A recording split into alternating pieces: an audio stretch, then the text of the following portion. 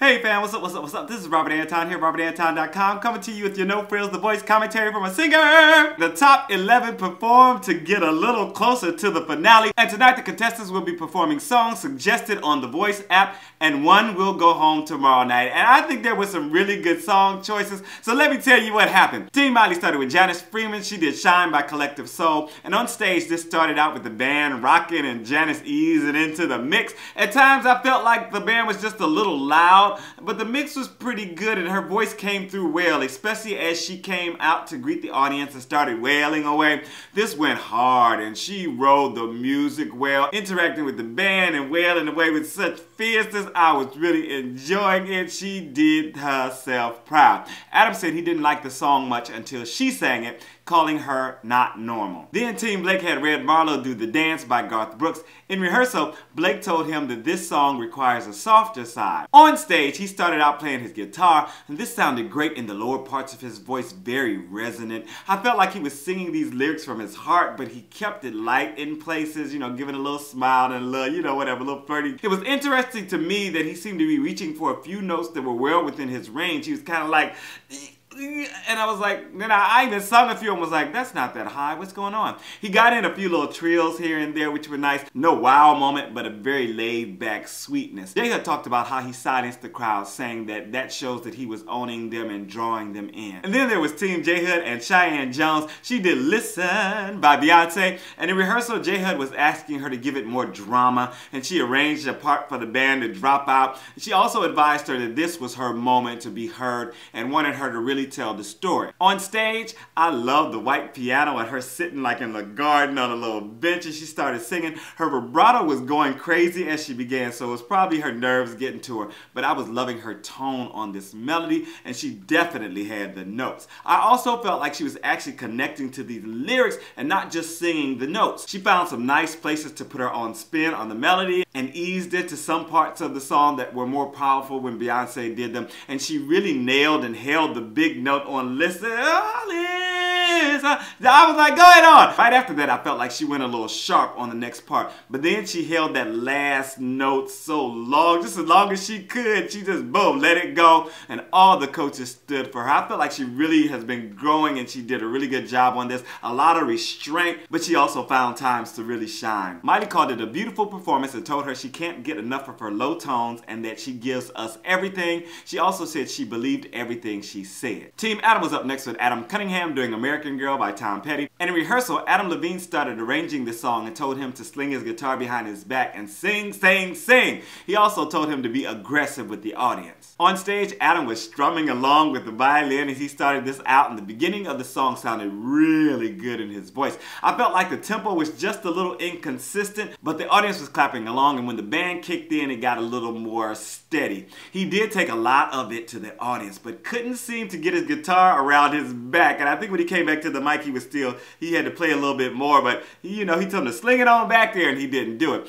This was a toe tapper and felt more like his Save song from last week. Enjoyed him being aggressive and really attacking the lyrics and working the stage, along with a big note for a big finish. Very much enjoyed it. Blake said he'd be shocked if he was in the bottom this week because he delivered a vocal that shows he deserves to be in the competition until the end. And if you'll be watching me to the end of the competition, please make sure to thumb up the commentary. Let me know that you are enjoying it. It also lets other people know that we are over here watching and discussing The Voice. I thank you so much for watching. I thank you for your comments, and I thank you for your thumbs. Next up, it was TeamMiley. Brooke Simpson, she did What About Us by Pink. And in rehearsal, Miley wanted to add more of a native feel and extend the opening. On stage, it did start out with just her vocals and the drums.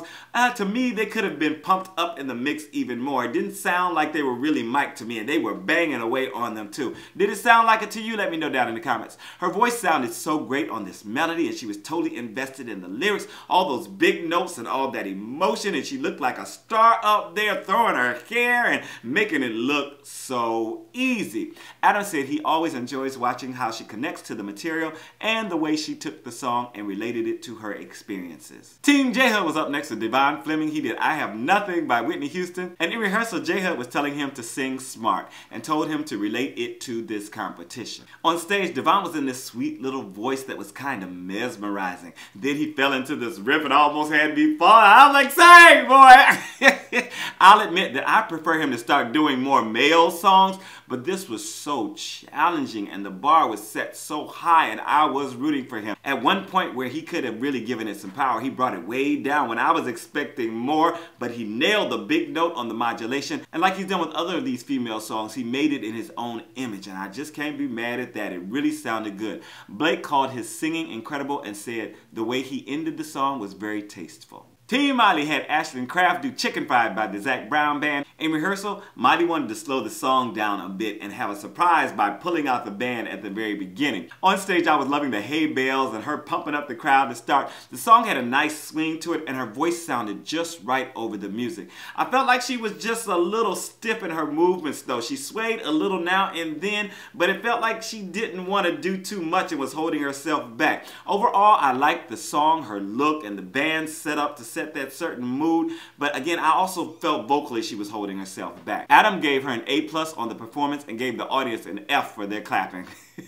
Carson then announced a voice residency at the Hard Rock Hotel and Casino in Vegas and named a few of the people who'd be there. You can look that up. I don't remember their names. Then TeamAdam had Addison Egan do A Case of You by Joni Mitchell. On stage, what was that guy playing as this started out? They were just showing the instrument, and I don't think it was a slide guitar. It kind of looked like it, but I don't know. Tell me if you know down in the comments.